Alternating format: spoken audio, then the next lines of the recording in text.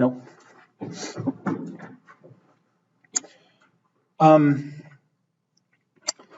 Well, the first thing so last time what we did was the Clausius inequality we talked about.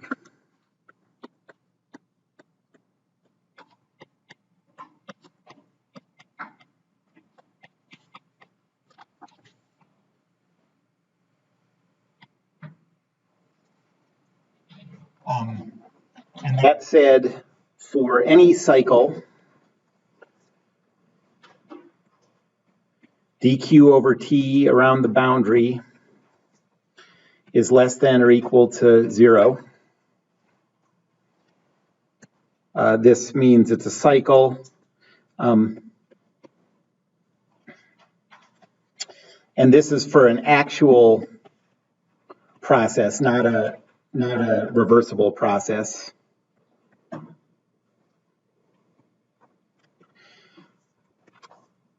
You can equivalently write this as the integral over a cycle of dq over t is equal to negative sigma, where that sigma has to be positive or 0.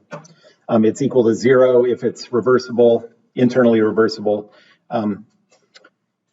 and sigma would be positive for anything that's not reversible. And then we talked about the TdS equations.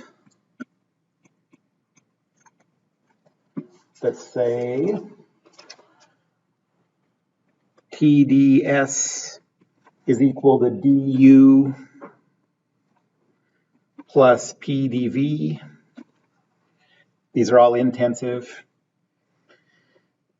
And TdS is equal to dH minus v dp.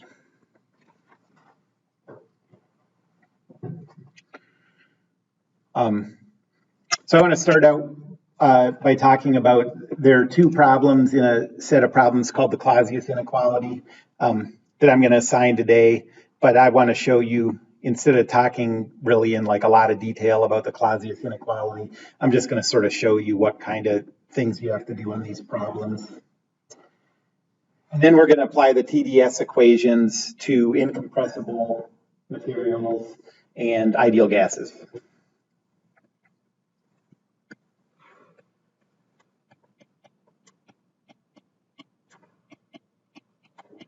Okay, so first, this problem set called Clausius inequality.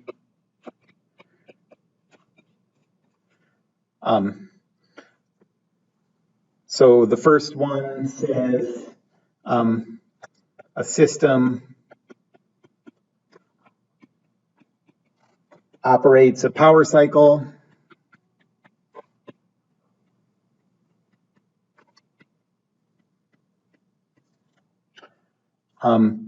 it receives 1,000 kilojoules of heat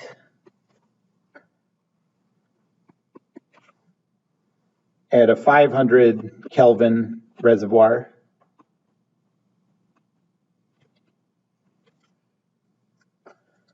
And it discharges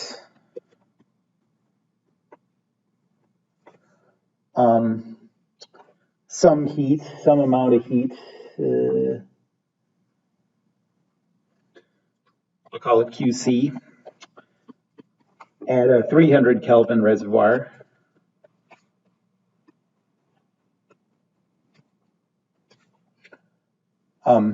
So we're going to use the fact that the Clausius inequality says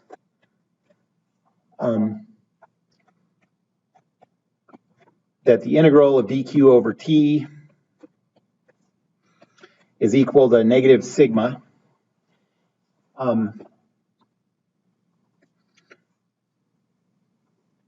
And there are a few parts. Part C says determine,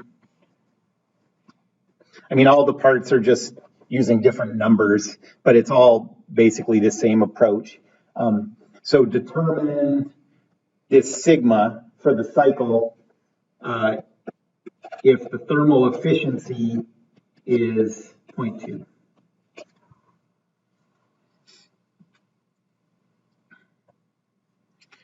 Okay, so what we know for a power cycle,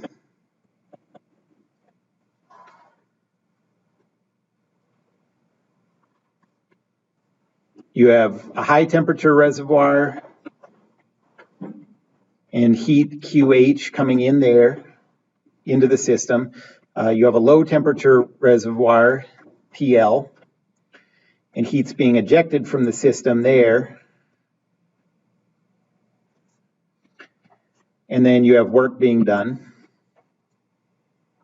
And so by energy balance, QH is equal to QL plus W.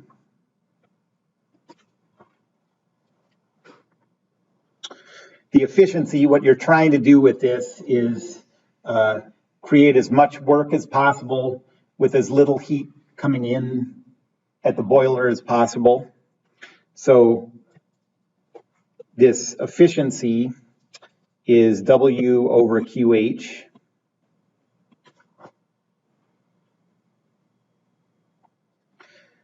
And you can substitute in for W from the energy balance up above there. And you get that W is equal to QH minus QL. So you get 1 minus QL over QH.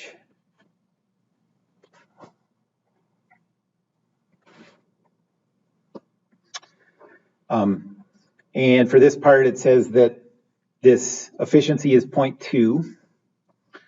So 0.2 is equal to 1 minus QL over QH. So QL over QH is 0.8.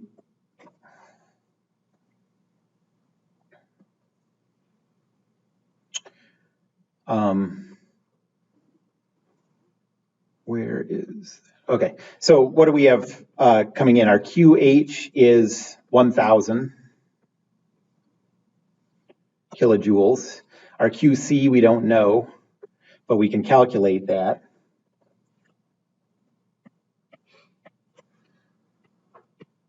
I guess I'm calling it QL, not QC. So this is QL over 1,000. If I put it in joules, it's times 10 to the third is equal to 0.8. And so QL is 800 times 10 to the third.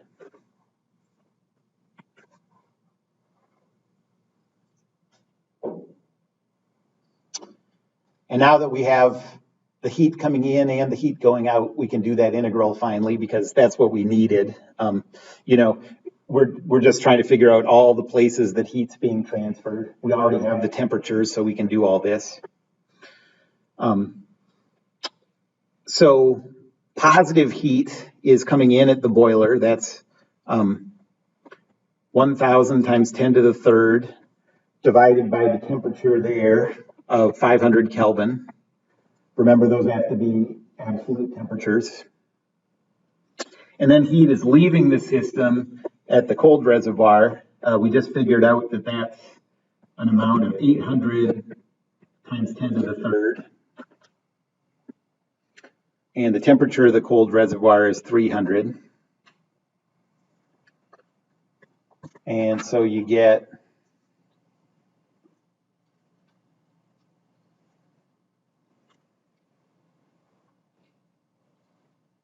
3,000 times 10 to the third minus 4,000 times 10 to the third over 1,500.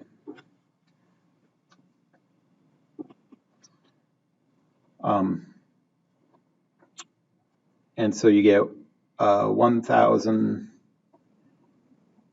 over 1,500 is 0.67 times 10 to the third, or I guess 666.7 times 10 to the third.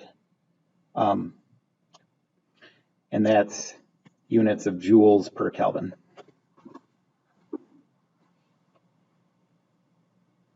Let's see, this is negative. And so if you're trying to calculate this sigma value that has to be negative, what we have is that the integral over the cycle of dq over t is negative 666.7 times 10 to the third, and that's negative sigma. So sigma is positive 666.7 times 10 to the third.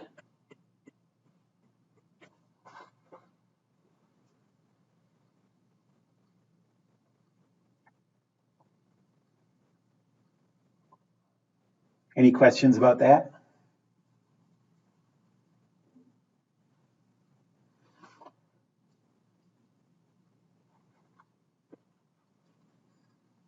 And then the second one, yeah, sorry. Is that far enough? How is it? Okay, so that's the negative 0.6. But what would that be in units? Yeah. Joules per Kelvin. You can just get that from the definition. Still becomes negative 7. Sorry, I went down. So you have the negative 0.6 e to the third, and then it becomes the 660. Oh, right. You're right. It should be 0.66, like 0.67, right? Times 10 to the third. So this should not have a 10 to the third. Right? Yes, thank you.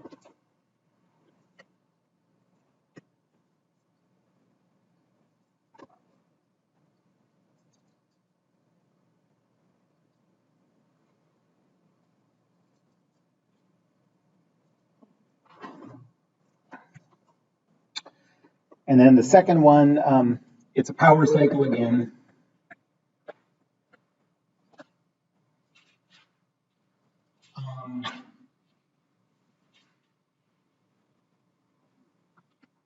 Hot reservoir has a temperature of 1500 Kelvin.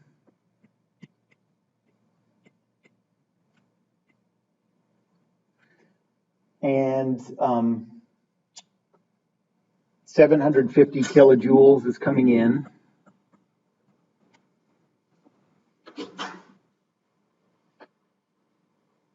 And then there are two cold reservoirs, two places where heat's being lost.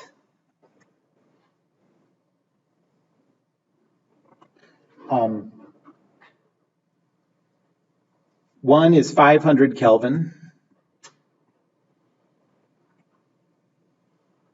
And 100 kilojoules of energy is lost there from the system. And then there's another heat transfer over here. The temperature is 1000 Kelvin at this other cold reservoir. But we don't know what that heat transfer is, so I'm just going to call that QC for now.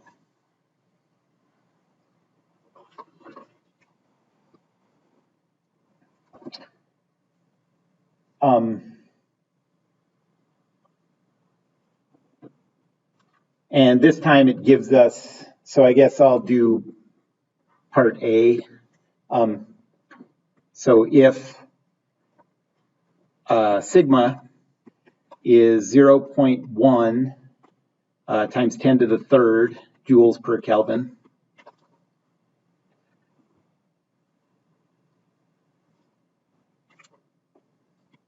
what's the efficiency of this power cycle?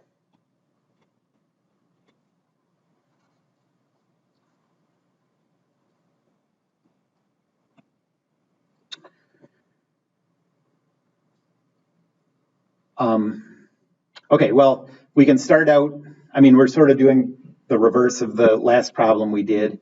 The integral of dq over t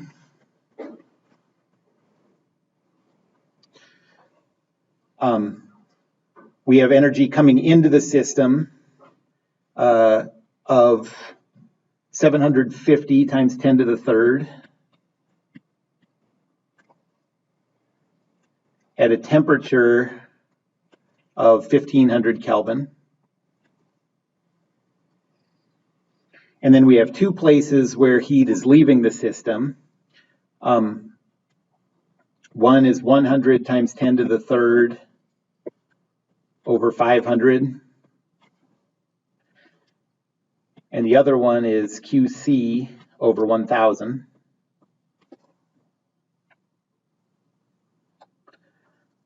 And we know this has to come out to be 0.1 times 10 to the third or 100.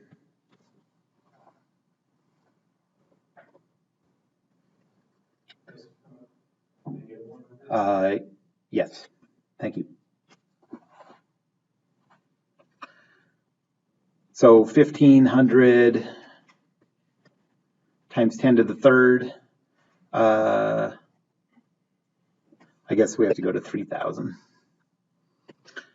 Yeah, 1500 times 10 to the third divided by 3000 minus 600 times 10 to the third minus 3 QC is equal to negative 100.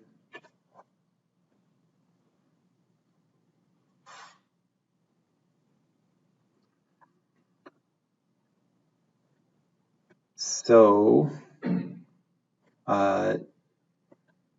900 times 10 to the third minus 3 QC is equal to negative 300 times 10 to the third.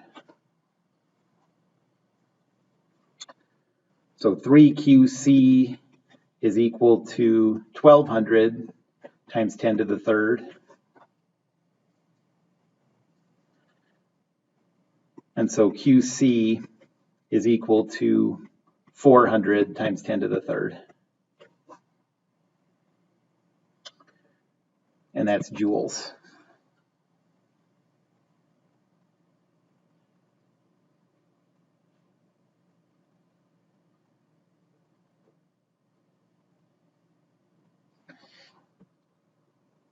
And now we want to figure out what the efficiency is. Now we have all the heats.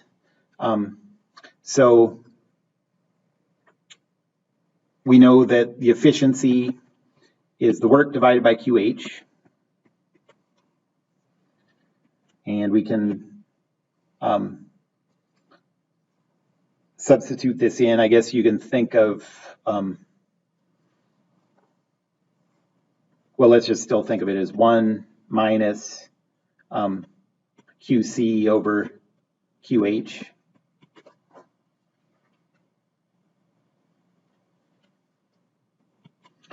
So that's 1 minus the total heat leaving at cold reservoirs is this 400 plus the 100 at the other one that we already knew.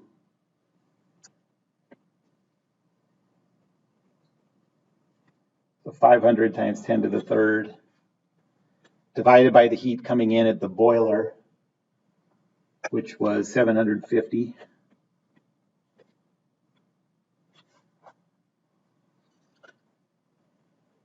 And so the efficiency is 0.33. Wait, is it supposed to be 500 or 400? 400 plus the other one. There are two cold reservoirs. Oh, so you have to think of both of those. Gotcha. Just because this problem is hypothetical, just to me it's strange that the warmer of the two cold reservoirs is pulling 4 times as much energy out. I guess it could be contact area.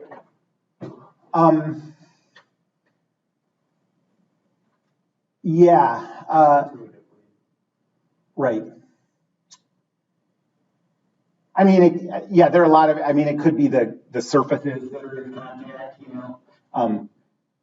One of those could be at that 500K, like could be the outside of the machine where they're not trying to have any heat escape at all. You know, that could be like well insulated or something. And the other thing could be the real cold reservoir that they're trying to create. Okay. Or if the reservoir is like a different material. Mm-hmm. Any other questions on those? So those are the two problems on the Clausius inequality, and basically you just have to go through steps like that a couple times.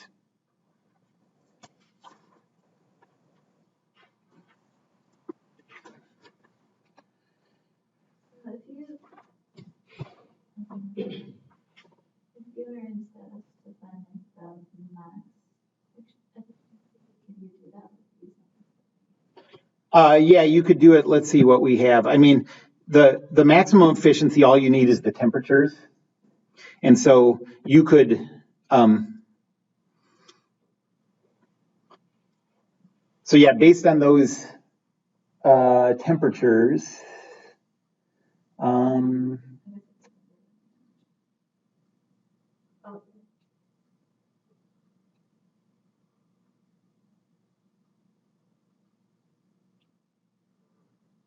yeah, I'd have to think about that. I'm not sure how you would calculate the maximum. I guess you, yeah, it doesn't, I don't know right off the top of my head.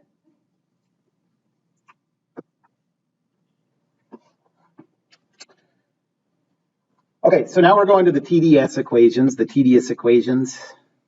and we're going to do, so we're going to apply the TDS equations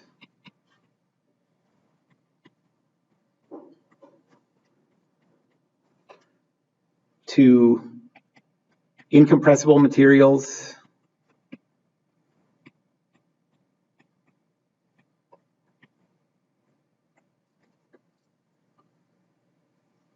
and ideal gases.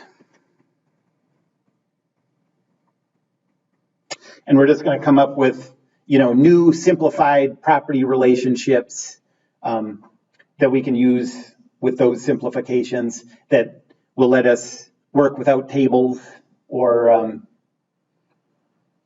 use a smaller number of properties to calculate the changes in entropy. Okay, so first, incompressible.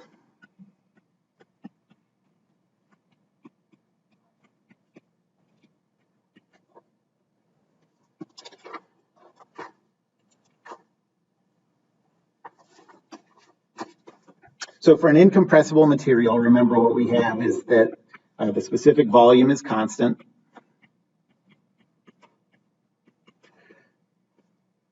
The internal energy is just a function of temperature. And the two specific heats are equal to each other. We'll just call them C, and they're equal to the total derivative of du dt. And you can rearrange this one. You know, C is equal to du dt. You can rearrange that to say du is equal to C dt.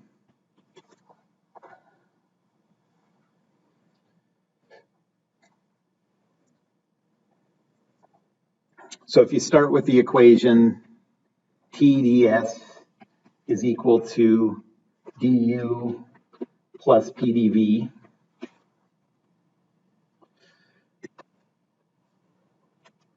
dV is 0 because the volume isn't changing.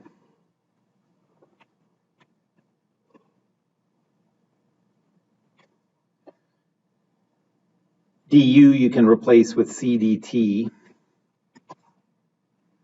And so you just get this thing that says TDS is equal to CdT.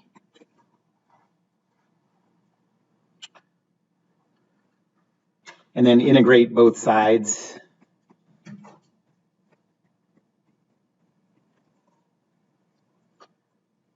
you get that delta S is equal to C times the natural log of T2 over T1.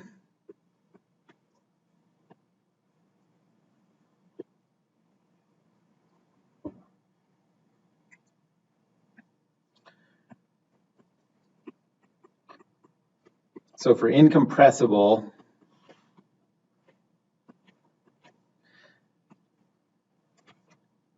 you can calculate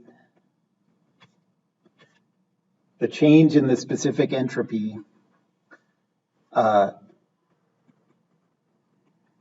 from just temperatures. And that's not using tables or anything.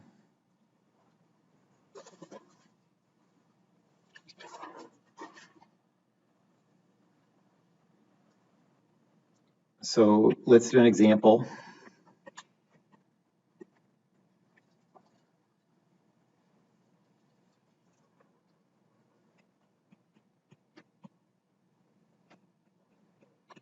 So we're going to calculate the change in specific entropy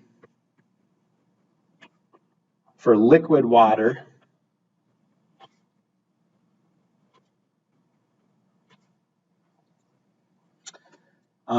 as it goes from 30 degrees Celsius to 80 degrees Celsius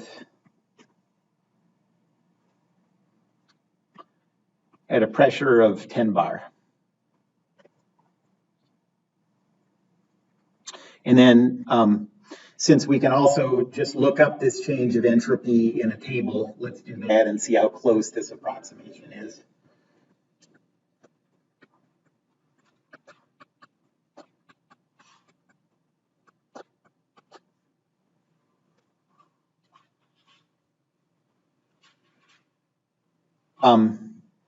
Well, in the tables, I think in D2L it's listed under the complete property tables. It gives a lot of stuff, including specific heats at different temperatures for liquid water. And over this range, C varies from 4.18 to 4.19, so it's not a big change at all. Kilojoules per kilogram Kelvin.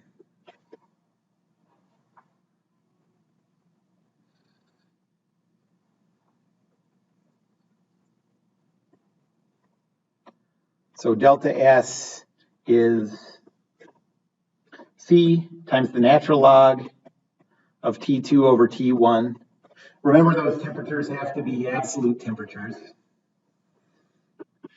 So this is like, 4.18, let's call it, times the natural log of 80 Celsius is 353 Kelvin. 30 Celsius is 303 Kelvin. And so you get a positive change in entropy of 638 joules.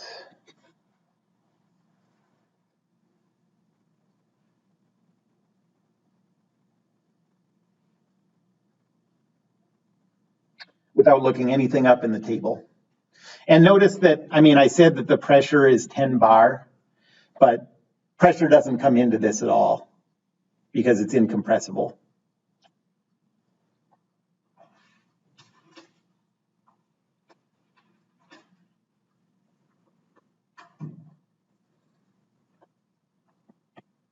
They shouldn't be joules per Kelvin, or?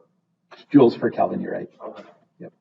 Yeah, because the specifics, they don't need the kilograms in there, right? Yes. Right. Joules per, specific. Yes, you do need kilograms. You're right. Yeah, you are. need the kilograms. Kilograms Kelvin. Okay. Right.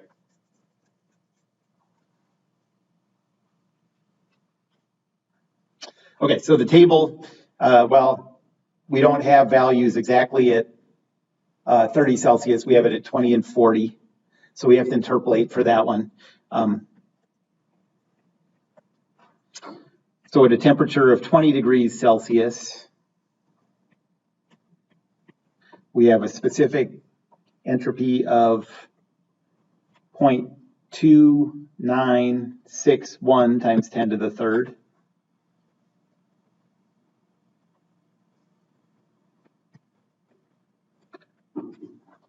And at a temperature of 40 degrees Celsius, we have a specific entropy of 0.5715 times 10 to the third.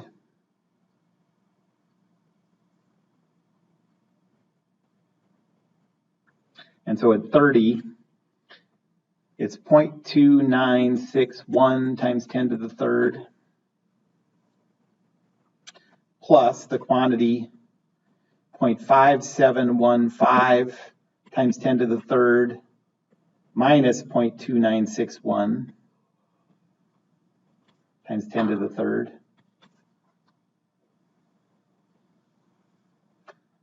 Divided by 40 minus 20 times 30 minus 20. And you get that the specific entropy at 30 degrees Celsius is 0.4338 times 10 to the third joules per kilogram Kelvin.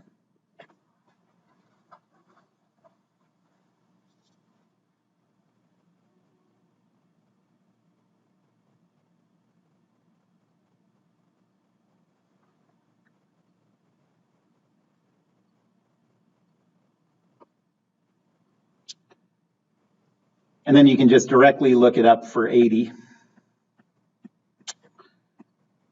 That's 1.0737 times 10 to the third joules per kilogram Kelvin. And so delta S, just subtract the one for 80 minus the one from 30, and you get 640.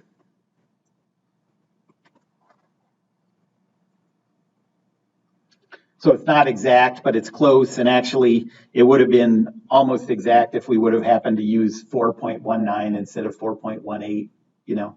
But where you choose your specific, what temperature you choose the specific heat for has an effect on what your answer is.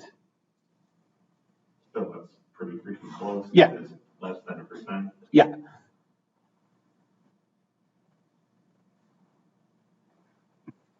Yeah, for liquids, it doesn't vary very much. For gases, you have to be more careful. But like we've done calculations like this. Yeah, we've done calculations like this for gases over what to me is a impressively, big temperature range, and you still get pretty useful results. Yeah.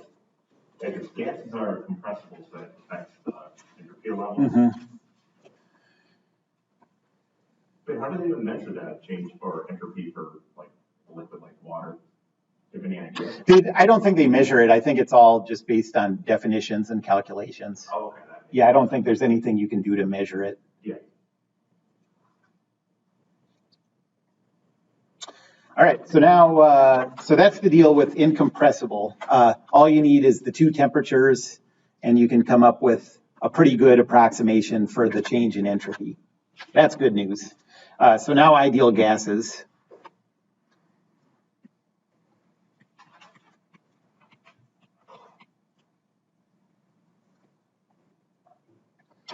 So the assumptions we're going to make here are PV equals RT.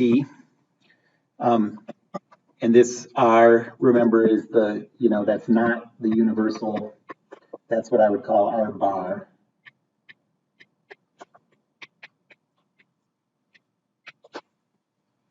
So this R is the R bar divided by the molar mass.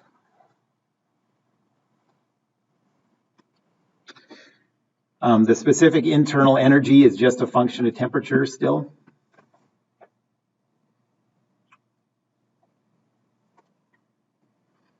And the specific enthalpy is also a function only of temperature, and that is U plus RT.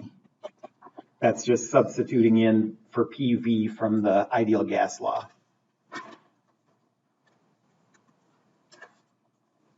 And then for the specific heat, CV is just du dt.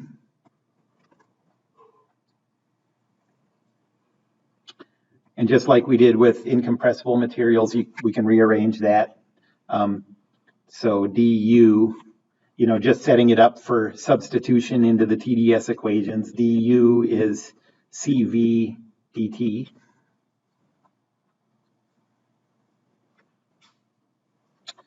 And Cp, since enthalpy is only a function of temperature, this is equal to dH dt. That's a total derivative. And you can rearrange this to say dH is equal to Cp dt.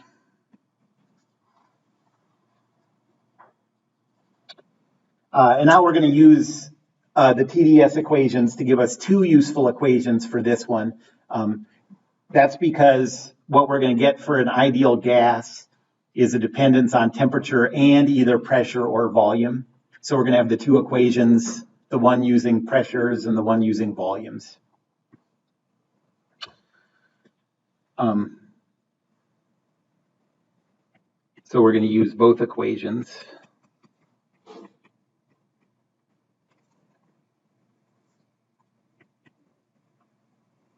So TDS is equal to du plus P dV.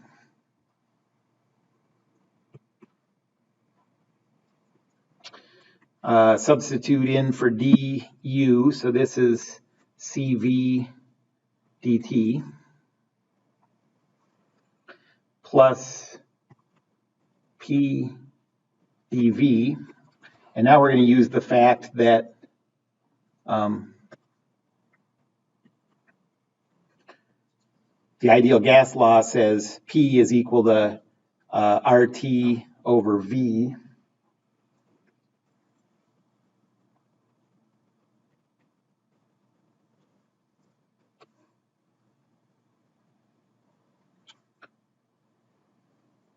So you get T ds is equal to CV dt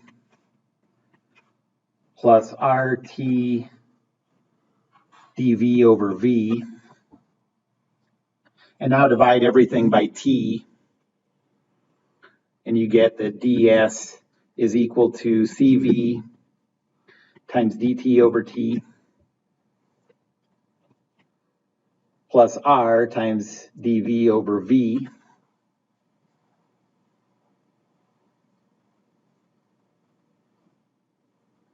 And then the last step is to integrate that. And you get that delta S is equal to CV times the natural log of temperature 2 over temperature 1 plus R times the natural log of specific volume 2 over specific volume 1.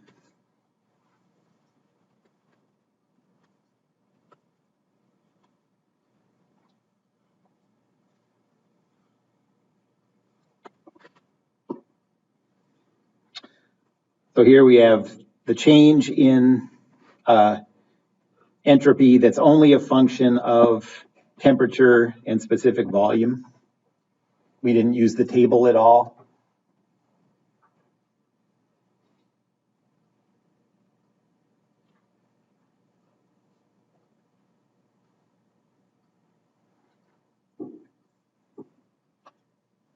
And then the other equation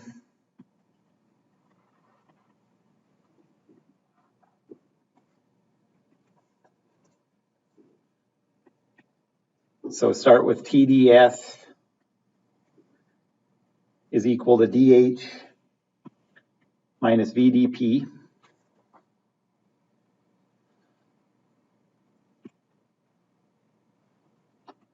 Substitute in for DH, that's equal to CP dt.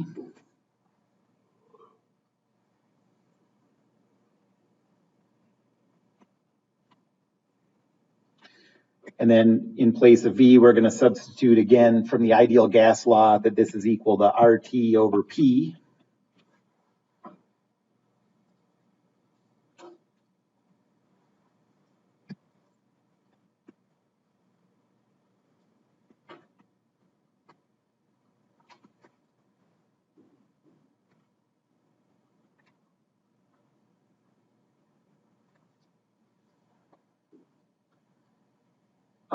And same as with the last one, divide everything by T.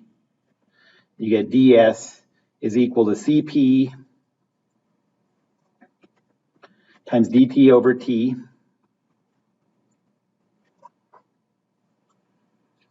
minus R times dP over P. Integrate, and you get delta S is equal to Cp times the natural log of T2 over T1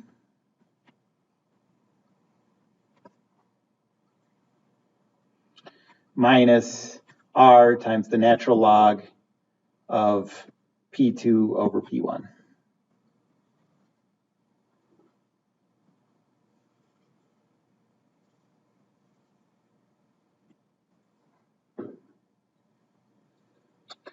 So this is the change in specific entropy as a function of temperature and pressure. Go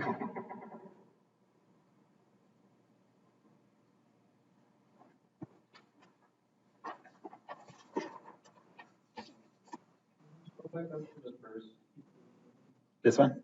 Yeah, I just wanted to. Yeah.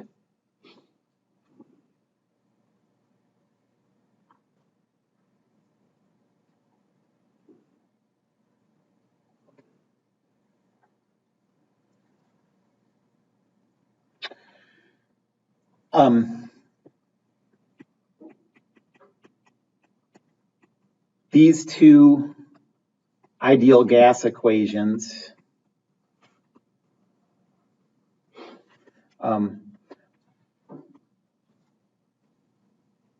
are good for smaller changes in temperature.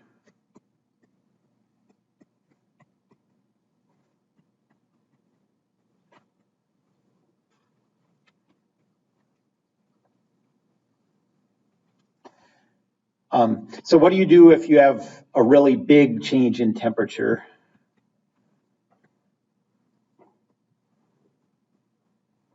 You know, bigger delta temperatures. Well, if you go up to the, go up to the second to the last step, or I guess the last step of both of these two derivations.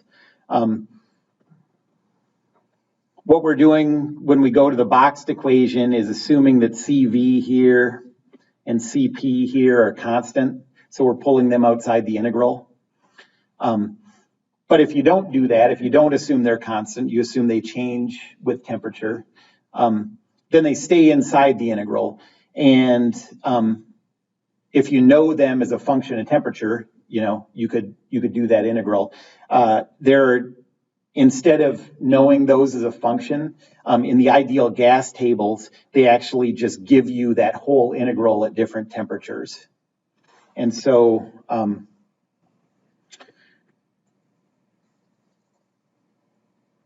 it takes the form like this. I guess we're only going to do one of the two. We're going to use the one that depends on pressures, not the one that depends on volumes. But you get that the change in specific entropy is this S0, the superscript 0 at T2, minus S0 at T1, minus R times the natural log of P2 over P1. And these S0s are just those integrals where we're taking into account account the dependence on temperature of those specific heats. And these you can just look up in the ideal gas tables.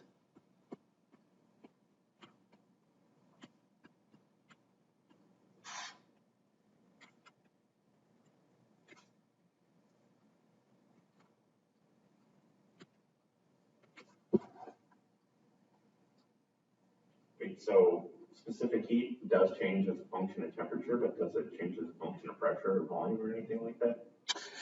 No, not very much. Okay. Not Yeah. enough for us to care compared Right. to temperature. That's right. Okay.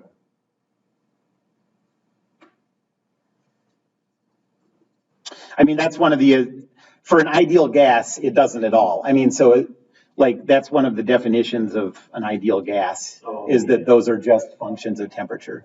Okay, that makes sense.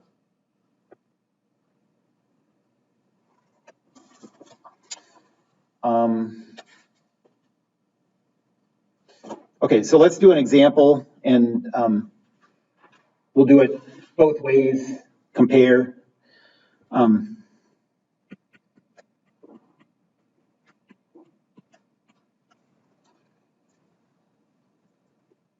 So let's say we're going to model air as an ideal gas. It's going to go from a temperature of 300 K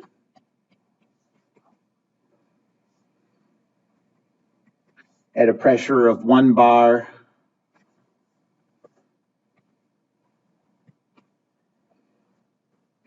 to a temperature of 1000 K at a pressure of 3 bar.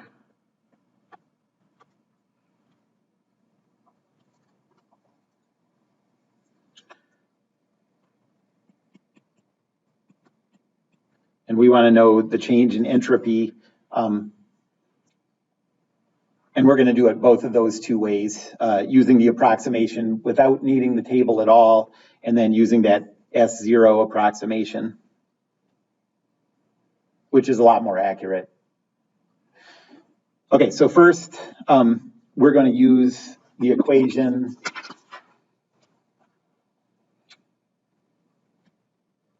change in specific entropy is equal to Cp natural log of T2 over T1 minus R natural log of P2 over P1. This is air, so that R is 8.314 divided by 28.97, I think, and that gives 286.99 in SI units.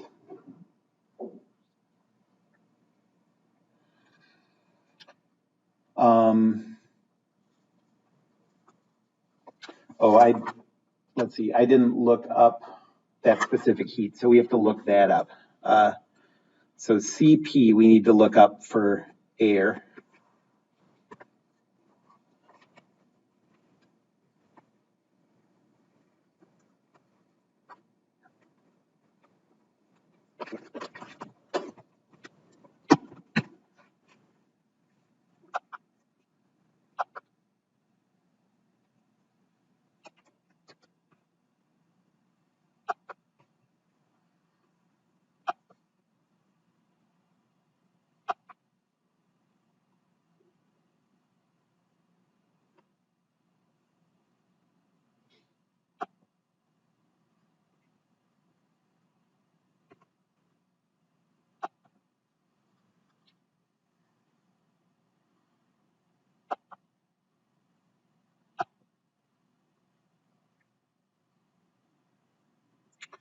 Okay, so ideal gas specific heats of various common gases. That looks like a good.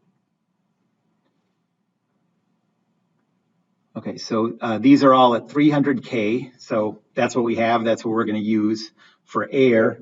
We want Cp, so 1.005 times 10 to the third.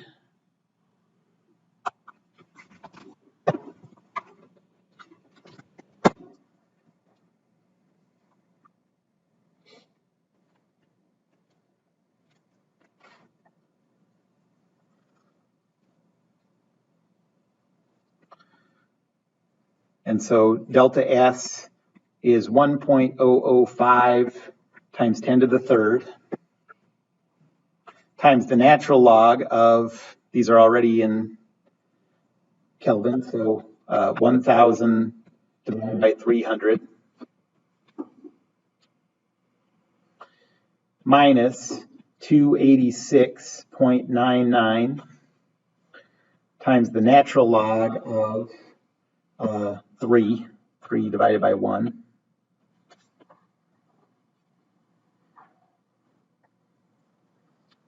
Can someone calculate that for me?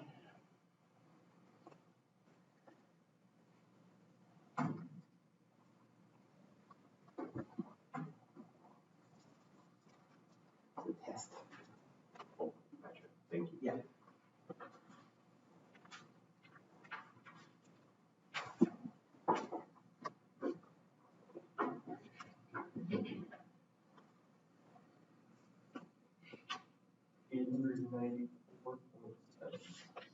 $894.7, and that is joules per kilogram Kelvin. Okay, so now we're going to do the same thing, but we're going to use those S sub zeros, S super zeros, I guess. So now delta S is equal to S0 at T2 minus S0 at T1 minus R ln P2 over P1. And I'll show you where you can find these.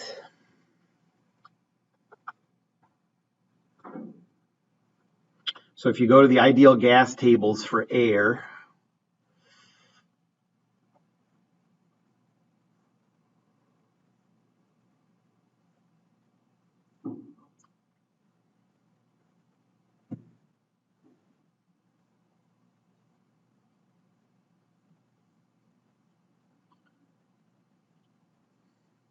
okay, ideal gas properties of air.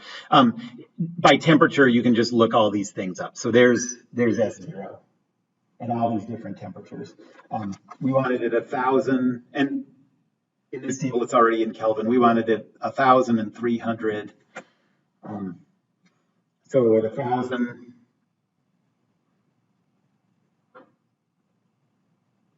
it's 2.97. What's going on here?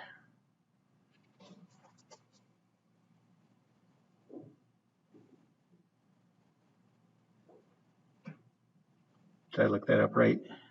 Yes, 2.97. And this is times 10 to the third.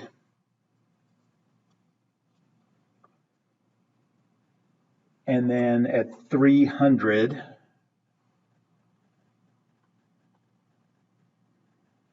is at 1.702.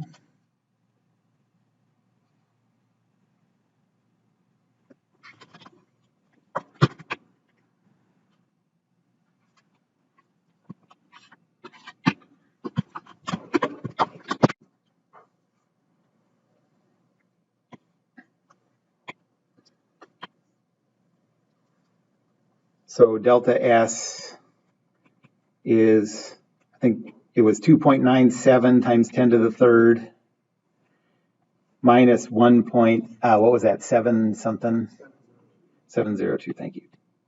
Times 10 to the third minus 286.99 times the natural log of 3. And did you get a number for that one? 952.71 joules per kilogram Kelvin. Okay, well, that one's pretty noticeably off. I mean, that's a big temperature change and a big pressure difference. I guess the pressure difference doesn't matter. It's just the temperature change that, but you know, it's in the right ballpark, but Yeah. you have to be careful. Equations aren't going to be anywhere near as accurate ideal gases versus incompressibles. Right. Like you're saying. That's right. Yep.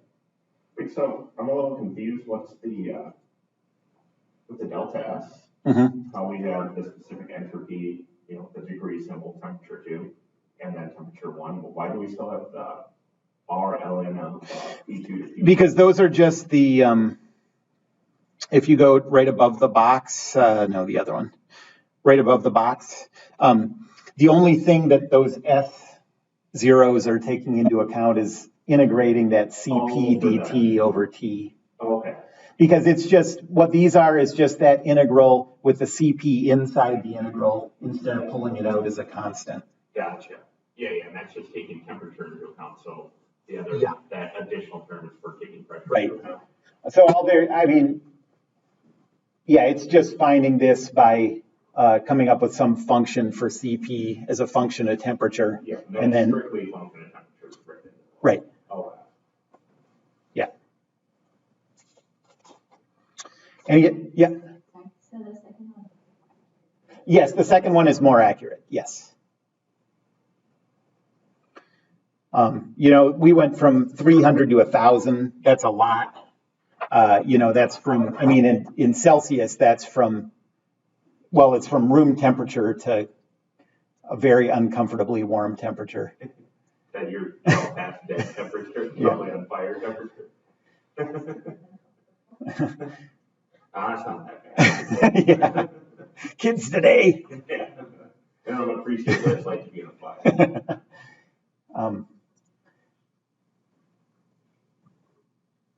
And so if you're a temperature change in that ballpark, you should be using that SO calculation. Any other questions? Go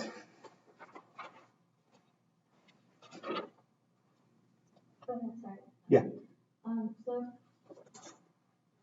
if they didn't have the values for the temperatures, then what do you have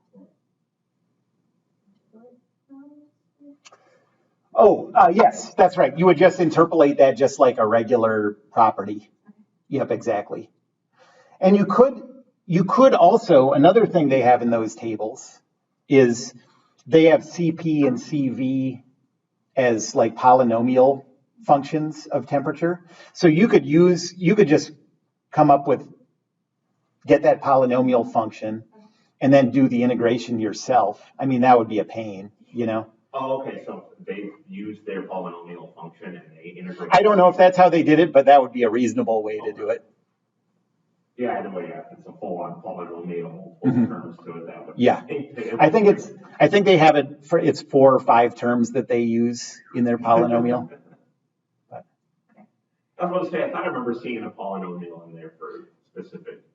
Yeah, well, think about, this is something that you could all do with your calculators, is make an easy program that brought in temperature as input, and a CP function and a CV function, and then it would just give it to you at that temperature from the polynomial. Yeah. And it would, you'd have to enter the program, but once you entered the program, your calculator would just instantly give you values. Yeah. But in my calculator, I used to have it be able to do that, but now for some reason I think it's the, what do you want to call it? The flash memory. If I don't have something archived, as soon as I lose battery power, everything gets deleted. That's very discouraging. So if I do any sort of equation, or I should say any sort of program in there, as soon as I have to archive it, unarchive it, use it, hope I don't lose power, and then re-archive it before I can turn off my calculator again. Geez. So.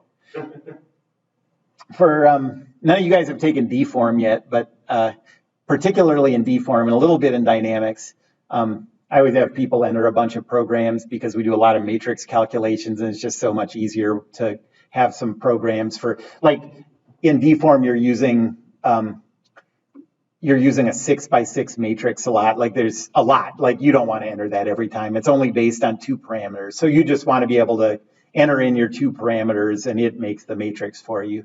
And there's a few programs that we use, but anyways, one year somebody was like, oh, what kind of calculator should I get? And I was like, oh yeah, TI-84 works, TI, whatever.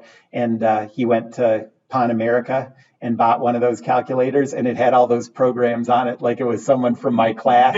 He's like, "Oh, this is convenient." Have it preloaded. Yeah. Yeah, I took deform last semester, as it was with instructor Jeff Abel. Mm-hmm. So we weren't doing too much with matrices. No, I do it sort of different. Yeah. Okay, that's what I figured. Yeah, it all depends on your instructor. Yeah. Yeah.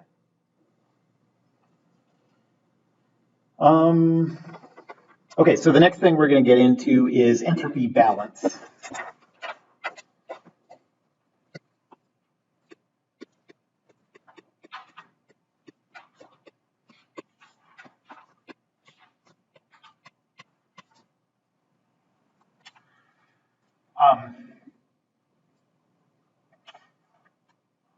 The change in entropy, this is extensive entropy, is equal to the integral from state 1 to state 2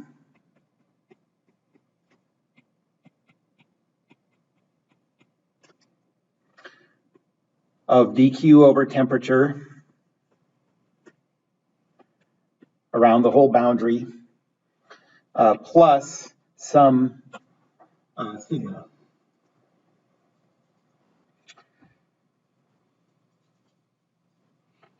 And this is for your actual process. Remember,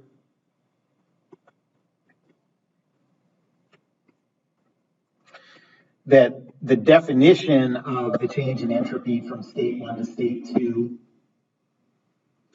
is the integral of dq over t for an internally reversible process. So for this, we're going to come up with a value that's smaller than for an internally reversible process. And so you have to have this positive term, added onto it to make it equal to the change in entropy. And so this sigma is called the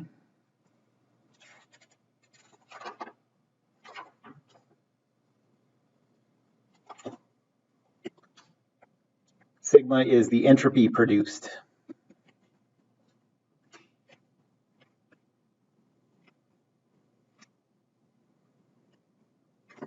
And if that's big, you have a very inefficient process. And if it's small, you have a very efficient process.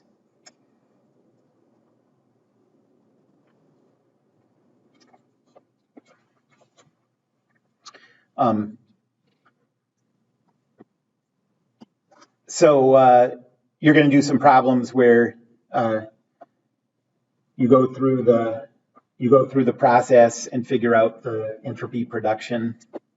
Let me do an example like that.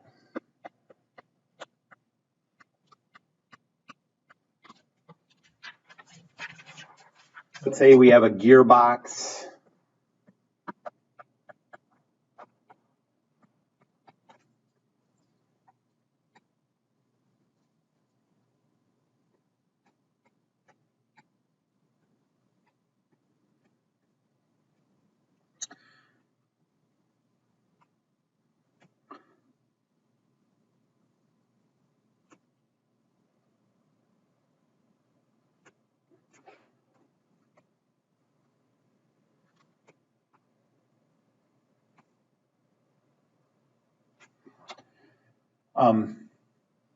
And so power is coming in, turning this shaft, and power is going out, turning this shaft. This is 60 kilowatts, and this is 58.8 kilowatts.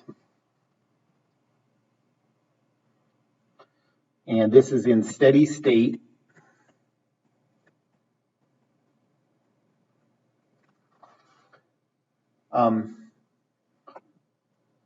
The temperature at the boundary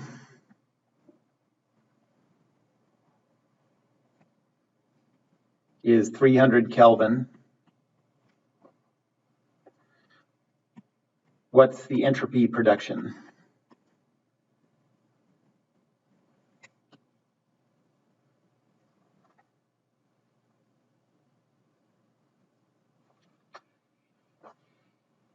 Well, from the first law, we know that the change in internal energy is equal to Q minus W. It's in steady state, so there's no change in internal energy.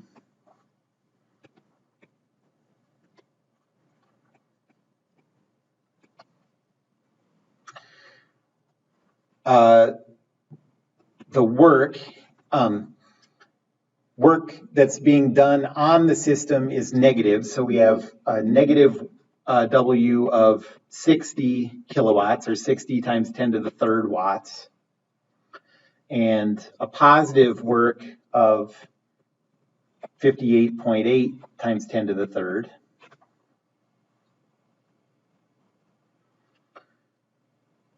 And so Q is equal to negative, add these two up.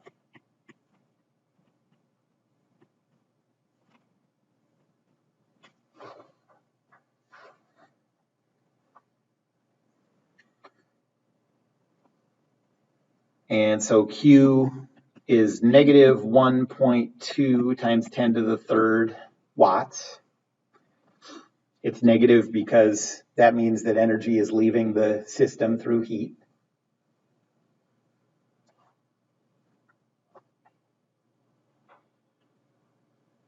And now we can do the entropy balance.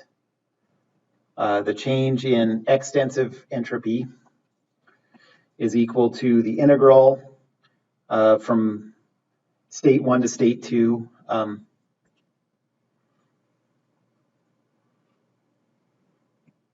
of dq over t around the whole boundary,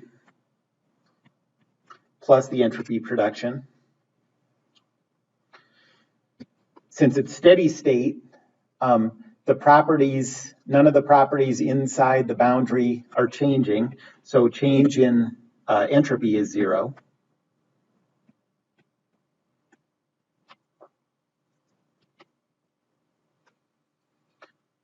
So 0 is equal to, the heat transfer is negative 1.2 times 10 to the third. That transfer is happening at a temperature of 300 Kelvin. That was given as the temperature at the boundary. Plus sigma. And so sigma is equal to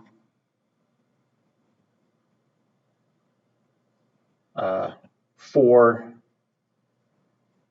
joules per Kelvin.